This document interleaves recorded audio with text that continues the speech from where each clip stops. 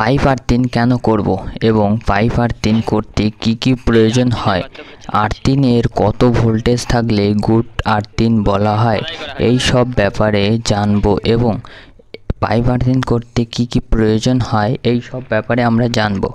সবার প্রথমে আমাদের যে জিনিসগুলো প্রয়োজন হবে, একটি রড যার ইন্টারনাল ডায়ামিটার থাকবে 38 mm যদি সেটা জিআই পাইপ হয়, এবং যদি আমাদের কাস্ট আয়রন পাইপের হয় তাহলে 100 mm তার ইন্টারনাল ডায়ামিটার হবে। এবং আমাদের চারকোল প্রয়োজন হবে এবং সয়েল্ট প্রয়োজন হবে। আমাদের যে গর্তটি খোঁচা হবে সে গর্তটির 4x4 ফিট চওড়া এবং লম্বা হবে এবং সেটি লেন্থ হবে 8 ফুট। আমাদের গর্ত খোদাই করতে হবে। পাইপে আমাদের মাঝে মাঝে ছিদ্র করা থাকবে, কেননা এই পাইপের ছিদ্র কারণে, আর এই পাইপের ছিদ্র যে ডায়ামিটার থাকবে সেটির হচ্ছে 12 mm। পাইপের ছিদ্রর কারণে আমাদের সমস্ত লেয়ারে, যখন আমরা উপর থেকে ফ্যানেল আছে উপরের পাইপে যখন ফ্যানেল থেকে আমরা জল দেব, সেই জল আসবে এবং যখন এই ছিদ্র থেকে সমস্ত লেয়ারে জল পৌঁছে যাবে এবং পাইপের নিচের পোর্শনে সুসলো মতন থাকবে, যাতে আমরা গর্ত করার পরে কিছুটা ভিতরে ঢুকাতে পারি পাইপটি। এবং পাইপের দুই পাশে 150 mm করে গ্যাপ থাকবে। সেই গ্যাপের ভিতরে আমাদের সবার প্রথম লেয়ার দিতে হবে চারকোল, এবং তার উপরে দিতে হবে সল্ট, তার উপরে দিতে হবে চারকোল, তার উপরে সল্ট, চারকোল। আমাদের টোটাল 5 লেয়ার হবে, যার ভিতরে 3 লেয়ার হবে চারকোল এবং 2 লেয়ার হবে সল্ট। এবার আমরা কোশ্চেনে আসি, পাইপ আর্থিং কেন করব। পাইপ আর্থিং আমরা কোথায় করি? যে সমস্ত সমতল জায়গায় যেখানে জল থাকে কিংবা সমতল উঁচু পাহাড়ে আমরা পাইপ আর্থিং করতে পারবো না, সেই সমতল জায়গায় আমরা পাইপ আর্থিং করতে পারবো, কারণ সমতল এরিয়ায় ময়েশ্চার অতটা অভাব হয় না, কিছুটা ময়েশ্চার থাকে। এবং আমরা পাইপ আর্থিংটি 8 ফিট ভিতরে যখন ঢোকাবো, তাতে আমরা চারকোল এবং লবণ, আমাদের চারকোলের কাজ হচ্ছে ময়েশ্চারকে ধরে রাখা এবং লবণের কাজ হচ্ছে সেই ময়েশ্চারকে আরও ঘনত্ব করা, যার ফলে আমাদের যে আর্থিংয়ের রেজিস্টিভিটি সেটা অনেক কম হয়ে যাবে, যার ফলে আমাদের আর্থিংটি অনেক আরও ভালো কাজ করবে। আমাদের আর্থিং আমরা কিসের জন্য ব্যবহার করি? আমরা যখন কোনো কিছুতে, কোনো ইনস্ট্রুমেন্টে বডিতে কারেন্ট শর্ট হয়ে যায়, কোনো ইনস্ট্রুমেন্টকে আমরা বাঁচাবার জন্য, কোনো ইনস্ট্রুমেন্টে যখন বডি হয়ে যায় আর্থিং মানে ফেস লিক হয়ে যায়, তখন সেই বডি হয়ে যায় সেই ইনস্ট্রুমেন্টটা, সেই কারেন্টটা নিউট্রাল থেকে পাস হতে পারে না, যার ফলে আমরা যখন ওতে টাচ করি এবং আমরাও শর্ট খেতে পারি। তার ফলে সেই কারেন্টটিকে পাস করবার জন্য একটি শর্টকাট রাস্তার প্রয়োজন। আমরা সেই রাস্তাটিকেই আর্থিংয়ের মাধ্যমে তৈরি করি, যার রেজিস্টিভিটি একদম কম হয় এবং বডিতে যত কারেন্ট হয়, যদি লুজ হয় কারেন্ট, সেই বডি থেকে ডাইরেক্ট আর্থিং গ্রাউন্ডে চলে যায়।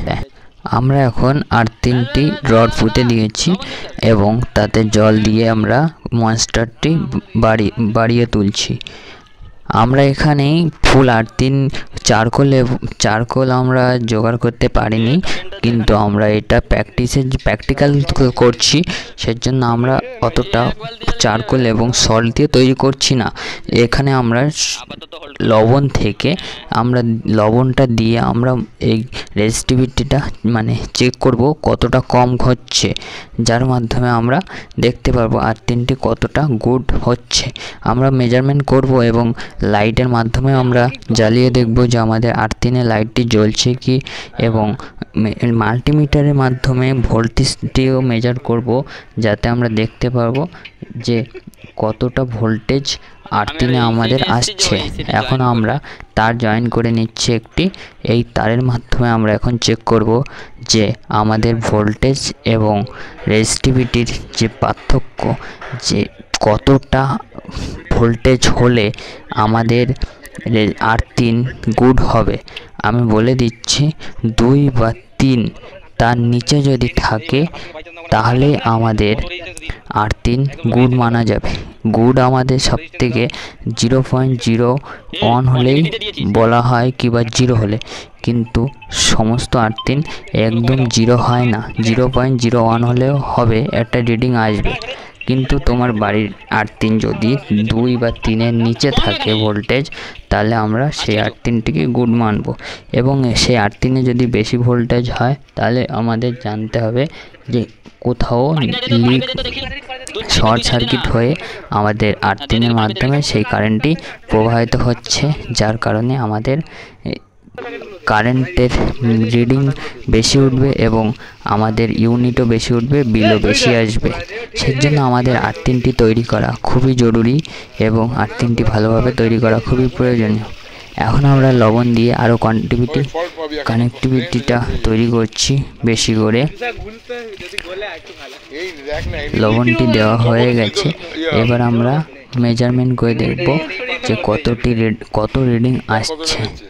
আমরা দেখব মাল্টিমিটারে যে কত রিডিং আসছে। এখন আরেক মেথড দেওয়া ছিল বাকি, সেটা আমরা দিয়ে দিচ্ছি।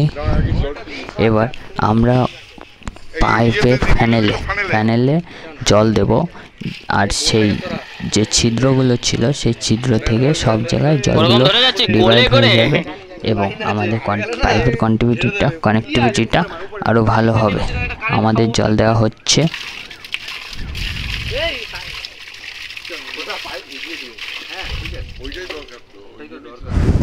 এই যে উপরে জল দেওয়া হয়েছে এটাকে ফানেল বলা হয়। ফানেলে জল দেওয়া হচ্ছে। এর ভিতরে ঢাললে আরো সুবিধা হয়।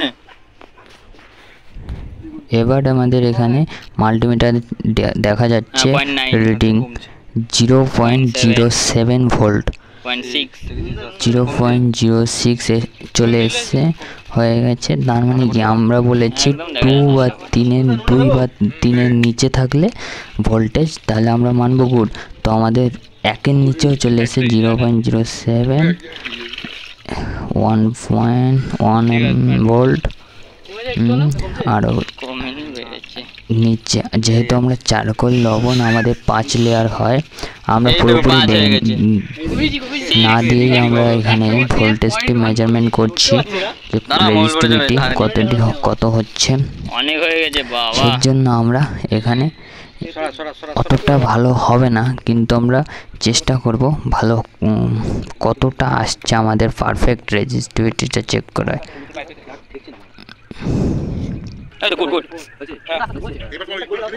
এখন দেখতে পাচ্ছ 0.4533।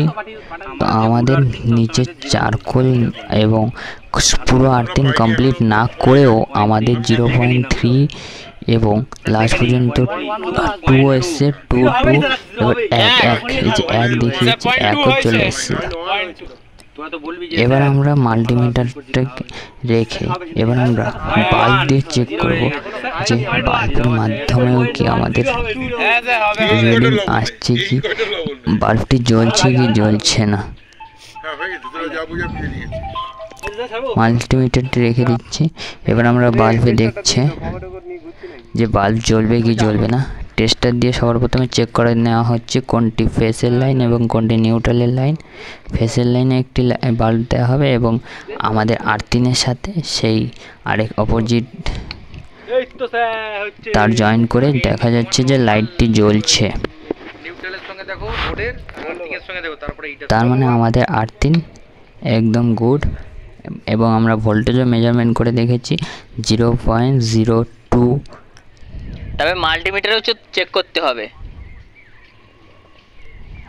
ফেস এবং নিউট্রালের সাথে বাল্ব জ্বালানো যে গ্লো করবে এবং ফেস এবং আর্থিনের সাথে যদি বাল্বটি জ্বালানো হয় একটু বেশি গ্লো করবে, সেটিও আমরা পরীক্ষা করে দেখব। আগেরটা গ্লো বেশি ছিল বলছে, তার আগেরটা বেশি গ্লো ছিল, আগেরটা গ্লো বেশি হবে না। না সুইচ দেওয়ার জন্য পাগলা হচ্ছে, মাটিতে ঠেকে আছে। এবার দেখুন ফেসে লাইন দেওয়া আছে, এবার আর্থিনের সাথে জয়েন করা হয়েছে। বাল্বটি আরও বেশি গ্লো করছে, যেটি আমরা দেখতে পাচ্ছি। আগে আমাদের দেওয়া ছিল ফেস এবং নিউট্রালের সাথে কানেকশন করা। এইটা হচ্ছে ধর ধর ধর ধর ধর। এবার মাল্টিমিটার থেকে আমরা ফেজ নিউট্রাল এবং ফেজ আর্থিনের যে ভোল্টেজ সেটি আমরা ফেজ আর এই আর্থিনের মেজারমেন্ট করে ভোল্টেজটা দেখ দেখব। না কি, হ্যাঁ দেখ না, ফেজ আর্থিনের ভোল্টেজটা দেখ, আর আর্থিন ফেজ আর নিউট্রালের ভোল্টেজটা দেখ। লাস্টে আমাদের একটি জানতে হবে যে পাইপকে যখন আমরা ভার্টিক্যালি যখন দাঁড় করিয়ে রাখবো তখন আমাদের ভার্টিক্যাল থাকলে ভালো হয় এবং 30 ডিগ্রি অ্যাঙ্গেলের বেশি যেন পাইপটি না বেঁকে যায়, তাহলে আমাদের আর্থিন গুড হবে না, কিংবা আর্থিন হবে না হতে ভালো। এখন চেক করা হচ্ছে নিউট্রাল এবং আর্থিনের ভোল্টেজ। নিউট্রালে আর্থিনের ভোল্টেজ একদম নেই, একদম জিরো আছে।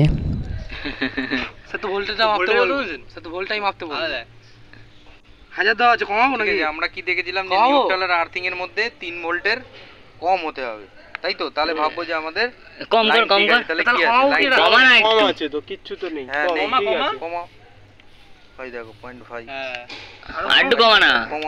এবার চলে এসেছে রিডিং। এই একের কম নিউট্রাল আছে এবং ফেস আর্থিনের যে লাইন আছে সেটি হচ্ছে 0.5, 0.5 যে ভোল্টেজ সেই ভোল্টেজটি আছে, মানে আমাদের একদম লিকেজ কারেন্ট নেই, কিন্তু অল্প কারেন্ট থাকে, যার মাঝখানে আমরা শুধু প্র্যাকটিক্যাল নলেজটি দিয়েছি। এরপরে আরও আমাদের